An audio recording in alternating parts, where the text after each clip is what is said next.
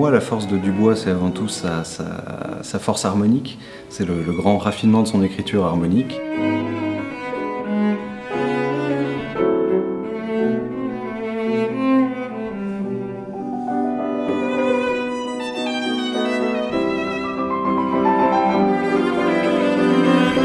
Il y a une façon en fait chez lui de tendre la musique harmoniquement sans que pour autant ça ne progresse dans la nuance ou dans les échanges forcément, qui est très intéressante parce qu'on a cette espèce de message en filigrane, de progression de tension en filigrane qui ne se traduit pas par des moyens classiques ou habituels. Et donc c'est très intéressant à mettre en valeur par des moyens, je dirais, un peu plus subtils.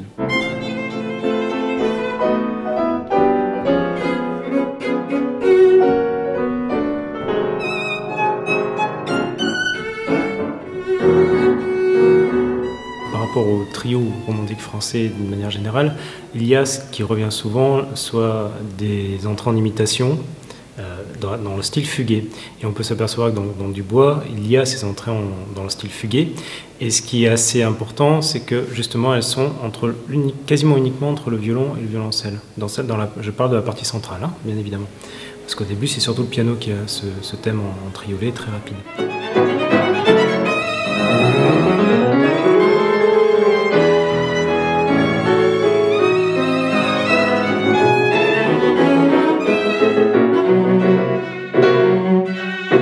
Ce qu'il y a à mettre en valeur, c'est déjà d'arriver à le faire de la même manière entre le violoncelle et le violon. Donc c'est déjà de régler bien, par exemple, les distances d'archet, l'articulation, les points, à savoir si on fait plutôt des points, des traits, et surtout le phrasé, qui doit être à peu près similaire, bien que dans certaines réponses, Boris parlait justement précédemment de la force harmonique, ce qui change justement, c'est l'harmonie, et uniquement l'harmonie puisque le dessin mélodique reste le même.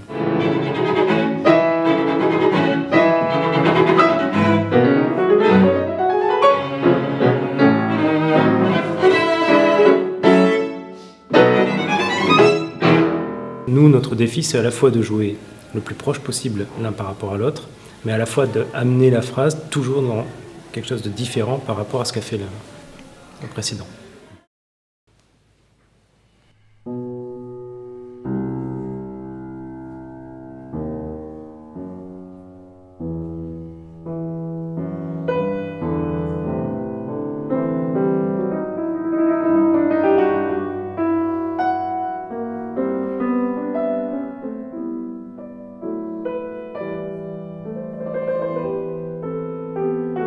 Ce mouvement et j'irais un peu le climax émotionnel de ce trio.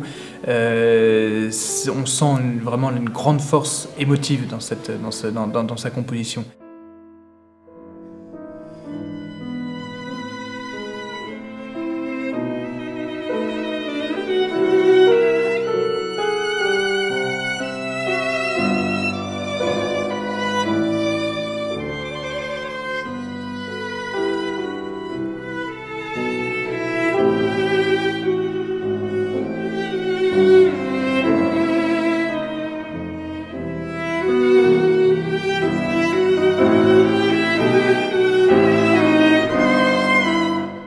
Alors on peut se rendre compte qu'il s'est laissé inspirer par exemple Samson et Dalila de Saint-Saëns, par les thèmes cycliques très en vogue à l'époque, particulièrement chez Franck.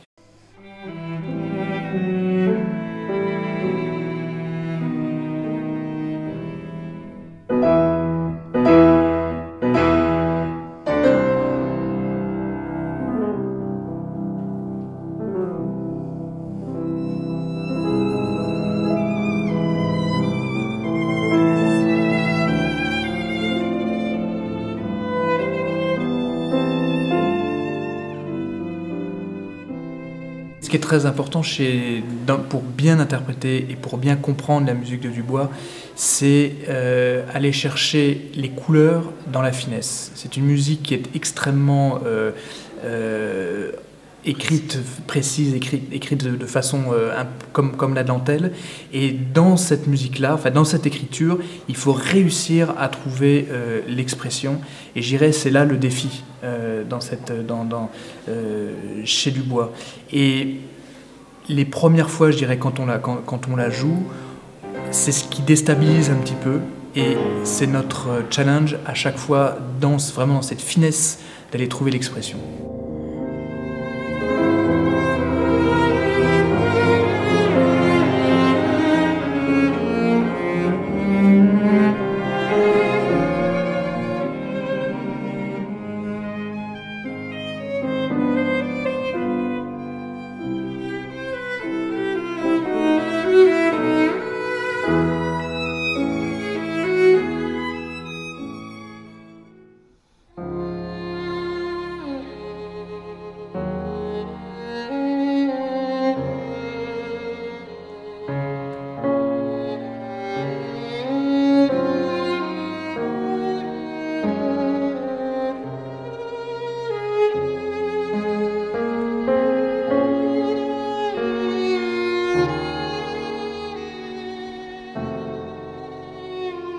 Ce qui a été en définitive la caractéristique la plus sympathique envers le quintet, parce que c'est ce que nous avons joué, c'est vraiment ce présent qu'il a fait. J'ai vraiment l'impression qu'il a pris un papier, il avait envie de faire un cadeau, et il s'est dit je vais écrire un quintet et je vais offrir des beaux moments. Et pour moi j'ai vraiment envie de dire que c'est un instant de bonheur tranquille en fait, c'est une parenthèse, c'est qu'un petit peu le temps est arrêté, il est 5 heures, c'est l'heure du thé.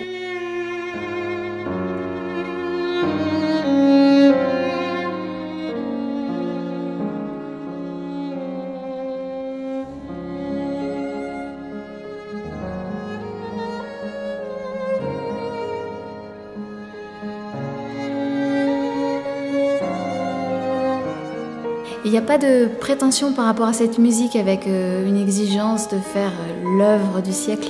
Pas du tout. On ne ressent pas cette, quelque part, parfois, prétention du compositeur derrière. Donc c'est vraiment une sorte de cadeau. Et pour nous, en tant qu'interprète, ça c'est très agréable parce qu'on a juste à offrir en fait un moment. Donc ça c'était très bien en tant qu'interprète pour nous.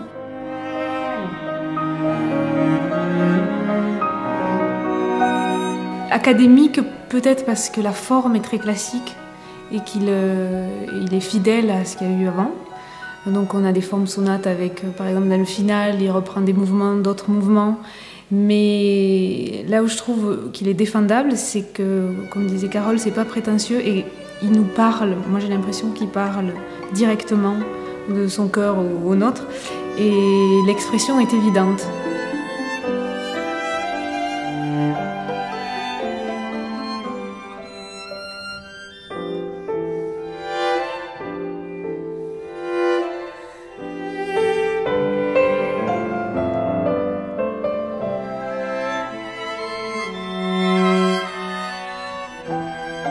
Et puis aussi, la composition, elle est quand même dans ce quintet très riche, en fait, très différente par rapport, par exemple, entre le premier mouvement avec ce bonheur qui arrive, cette joie qui va éclater avec la fin du premier mouvement.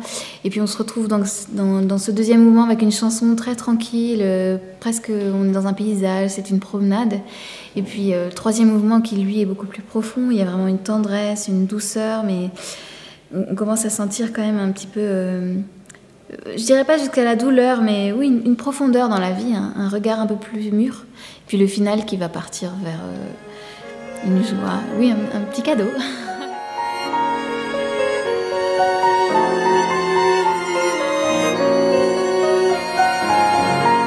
Ce qu'on a ressenti, nous, c'était que c'était une écriture très claire. En fait, on sentait vraiment la volonté de quelqu'un de faire les choses avec beaucoup de sens et beaucoup de lisibilité.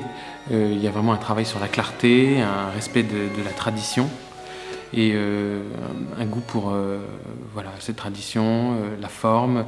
Il y a presque un côté un peu didactique dans l'écriture. Maintenant, au-delà de